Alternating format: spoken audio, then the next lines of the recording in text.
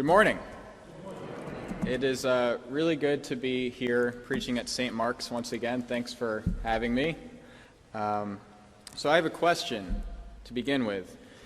How do you feel about your relationship with technology? Social media, smartphones. If you're anything at all like me, I often felt like you could maybe use some improvement in this area. Now, some of the earliest interpreters of the New Testament, people we call the Church Fathers, saw the bent-over woman in the story we just heard as a symbol of all of humanity and our common condition of being weighed down by worldly occupations and desires. St. Augustine wrote that the whole human race, like this woman, was bent over and bowed down to the ground. The devil has bent the souls of men and women forward to be intent on temporary and earthly things, and to stop them from seeking the things that are above. Now, this kind of interpretation by no means suggests that the woman in the story was at fault for her ailment. Rather, the Church Fathers like to read Scripture allegorically and symbolically, making all sorts of connections that go beyond a literal reading.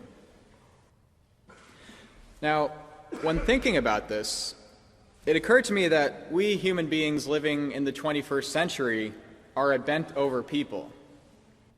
After all, what do you see when you're in just about any public place nowadays? I mean, sidewalks, subways, Starbucks, checkout lines. Well, I know what I see. I see people bent over on their phones. It's really amazing. We are a modern embodiment, almost literally, of the bent-over woman in the story. And if what you've experienced is anything like what I have, you know what it's like to be among the bent-over masses. It would be one thing if our experience of this new digital landscape was overwhelmingly positive, but that doesn't exactly seem to be the case. A computer scientist named Cal Newport, who's written extensively on how to cultivate a healthier relationship with technology, reports that a common word used in his conversations with people about the modern digital life is exhaustion. Why do so many of us, despite knowing better, despite wanting to do better, to spend a little less time on our devices, seem to be unable to really do much about it? Newport writes that few want to spend so much time online, but these tools have a way of cultivating behavioral addictions. One of the key features of an addiction, of course, is that someone feels compelled to keep repeating a behavior, even when they recognize its adverse consequences.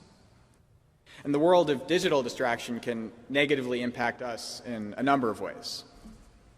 Our time and attention take a hit when we are glued to a screen, and that we miss out on life as it unfolds, moment to moment, in real time. More and more, these devices are taking us out of the real world and into an alternate and artificial reality. What's more, our relationships can suffer when we're too distracted to be truly present to our family and our friends. It turns out that being constantly connected comes at the cost of making us more disconnected from the world that's actually around us. Not only does this world of flickering pixels take us out of the action of life, but it too often fills us up with a diet of insubstantial, superficial, and sometimes even toxic content. The saying, "you are what you eat," applies just as much to what we take in through our eyes and ears as it does to what goes in through the mouth. The desires and concerns of our heart are totally bound up with the things that our eyes behold.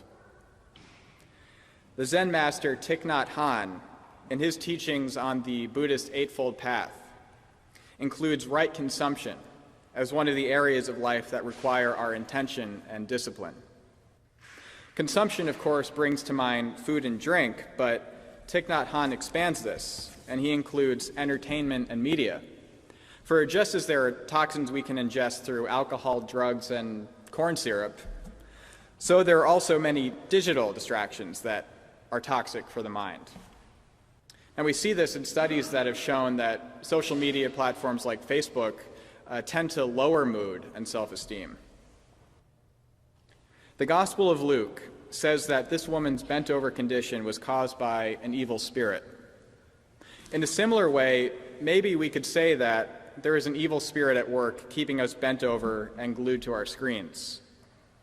Our devices and apps are loaded with neurological hooks. They are built on the principle of Las Vegas slot machine psychology. The bright colors, especially red, draw our attention, and we are hooked by little hits of dopamine from new likes and other notifications that activate our brain's reward system. This keeps us coming back for more, whether or not we really want to. Now, these technologies are designed this way because their goal is to make money, not to contribute to our well-being. And the more time and clicks we log on YouTube, Facebook, Google, etc., the more money these platforms can charge for advertising space, and so the more profitable they become. This has been called the attention economy, and as we have seen, it far too often comes at the cost of our flourishing. This sounds kind of like an evil spirit to me. Okay, so why am I talking about this in church?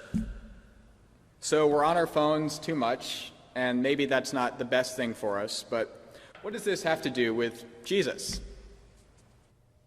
Those of you who were here for the baptisms a few Sundays ago might remember something that Father Peter said.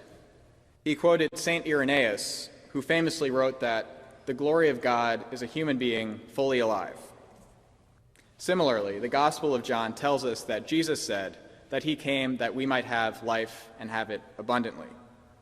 And I would say that being bent over our phones all day isn't exactly that. It tends to have the opposite effect. It tends to deplete our life. Instead of being fully alive, a lot of this digital activity leaves us sort of alive. A former blogger named Andrew Sullivan, who's a practicing Christian, wrote an essay for New York Magazine called "I Used to Be a Human Being," subtitled, "An endless bombardment of news and gossip and images has rendered us manic information addicts. It broke me, it might break you too." On a spiritual level, the harm done to us by the ways we often interact with these technologies has a lot to do with how they distract us from God, from Jesus, from life in the Spirit. The reading we heard from the letter to the Hebrews today talks about the difference between what is shakeable, created things, and what is unshakable, and the importance of fixing our attention and intention on what is unshakable, essential, and eternal. The Christian life is nothing if not a life of intention. St. Mark's has spoken a lot in the last year about making love our aim.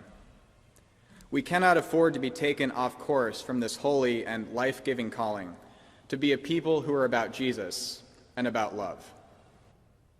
So, if you feel like your relationship to technology is detracting from your intention as a human being and as a Christian, there are steps you can take.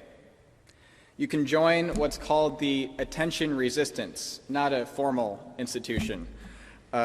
You could check out this book that I really enjoyed. It's called Digital Minimalism, Choosing a Focused Life in a Noisy World, written by that computer scientist I mentioned, Cal Newport. In this book, he recommends a 30-day digital declutter, where we kind of take a step back and sort out what in the digital world supports what we value and what doesn't. And then after this declutter, reintroduce what actually is in line with our values, and then say no to all those things that aren't. I did this over the summer, and my digital life has changed and improved in ways that I'd kind of given up on because I thought high levels of distraction were just inevitable for living in the 21st century with a smartphone. That's not to say my distraction levels are zero, but they've definitely dropped in pretty satisfying ways. And I'm happy, of course, to talk to anyone about this in detail during coffee hour or email. This is not about self-help. This is about living a deeper life in Christ, powered by the Spirit, and always moving towards a greater love for God and for the world. And so it's about removing all those obstacles to that fullness of life. Christian life begins and ends in Christ. That's why we call him Alpha and Omega, first and last. So instead of feeding on the distractions of the digital landscape, feed on Jesus in the Eucharist and prayer and community. Look for Christ in your neighbor today during coffee hour and the rest of the ways you'll spend your day. Find a quiet moment, either here in church or later today, to talk to Jesus and express your intention. Like the bent-over woman in this story, he can make you stand up straight and set you free.